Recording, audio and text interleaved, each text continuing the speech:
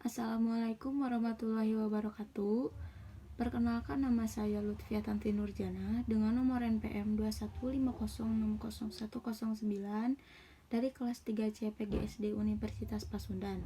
Di sini saya akan mempresentasikan hasil rangkuman materi untuk memenuhi tugas mata kuliah literasi abad 21.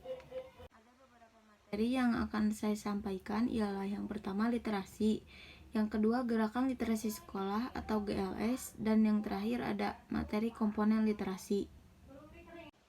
Kegiatan literasi ini identik dengan membaca dan menulis. Deklarasi Praha pada tahun 2003 menyebutkan bahwa literasi mencakup cara bagaimana seseorang berkomunikasi dalam masyarakat. Literasi bermakna pada praktik dan hubungan sosial yang terkait dengan pengetahuan, bahasa, dan budaya. Gerakan literasi sekolah atau bisa disebut GLS merupakan gerakan sosial dengan dukungan kolaboratif berbagai elemen. GLS ialah suatu usaha atau kegiatan yang bersifat partisipatif dengan melibatkan warga sekolah seperti peserta didik, guru, kepala sekolah, tenaga kependidikan, pengawas sekolah, komite sekolah, dan orang tua atau wali peserta didik. Adapun tahap pelaksanaan GLS, yang pertama pembiasaan, yang kedua pengembangan, dan yang ketiga pembelajaran. Yang pertama pembiasaan. Pembiasaan ini bertujuan untuk menumbuhkan minat terhadap bacaan dan terhadap kegiatan membaca dalam diri warga sekolah. Yang kedua pengembangan. Pengembangan ini bertujuan untuk mengembangkan kemampuan memahami bacaan dan mengaitkannya dengan pengalaman pribadi dan berpikir kritis. Dan yang ketiga, kegiatan pada literasi ini juga bertujuan untuk mengembangkan kemampuan memahami teks dan mengaitkannya dengan pengalaman pribadi dan berpikir kritis. Kegiatan membaca di tahap ini mendukung pelaksanaan kurikulum 2013 yang mensyaratkan peserta didik untuk membaca buku non-teks pelajaran. Dan yang terakhir ada materi komponen literasi. Literasi lebih dari sekadar membaca dan menulis, namun mencakup keterampilan berpikir menggunakan sumber-sumber pengetahuan dalam bentuk cetak, visual, digital, dan auditori.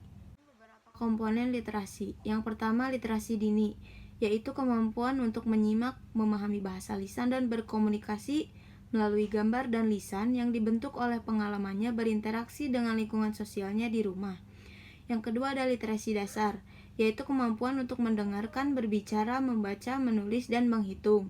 Berkaitan dengan kemampuan analisis untuk memperhitungkan, mempersepsikan informasi, mengkomunikasikan, serta menggambarkan informasi berdasarkan pemahaman dan pengambilan kesimpulan pribadi. Yang ketiga ada perpustakaan.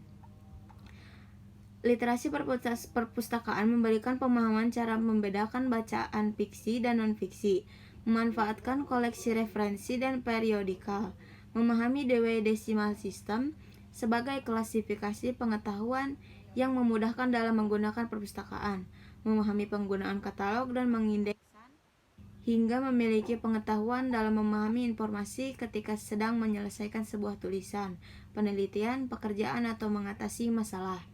Yang keempat ada literasi media, yaitu kemampuan untuk mengetahui berbagai bentuk media yang berbeda, seperti media cetak, media elektronik, media digital, dan memahami tujuan penggunaannya.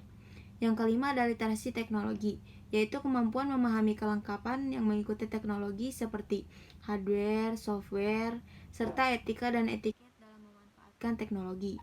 Yang keenam ada literasi visual. Literasi visual adalah pemahaman tingkat lanjut antara literasi media dan literasi teknologi yang mengembangkan kemampuan dan kebutuhan belajar dengan memanfaatkan materi visual dan audio visual secara kritis dan bermartabat. Baik, itu yang dapat saya sampaikan. Mohon maaf apabila ada kesalahan dalam penyebutan dan penulisan. Terima kasih. Wassalamualaikum warahmatullahi wabarakatuh.